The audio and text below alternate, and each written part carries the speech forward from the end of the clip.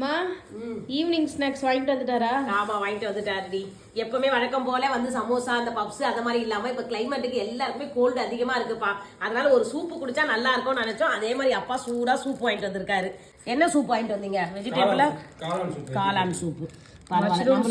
நம்மளுக்கு பிடிச்சதா வாங்கிட்டு வந்திருக்காரு. பெப்பர் போட்டாச்சு. எப்பவுமே சூப்பு கூட இந்த கெலாக்ஸ் போட்டு சாப்பிட்டா நல்லா இருக்கும். அந்த இது கார்ன் கெலாக்ஸ் நல்லா மொறுன்னு சுட சுட சாப்பிட சொல்ல சளிக்கு இதமா கம்மியா போடுமா? சரி கொஞ்சம் நல்லா இருக்கும் இப்படி சாப்பிட்டாதான். முன்ன வேணா கூட நம்ம வீட்டுல இருக்க பெப்பர் ஆட் பண்ணிக்கலாம். ஒரே நாள்லயே சளி போயிடுமா? ஒரே நாள்லயே எப்பவுமே மாத்திரை போட்டா 7 நாள்ல ஆகும்னுவாங்க. போடலனாலும் ஒரு வாரத்துல சரியாயிடும்பா.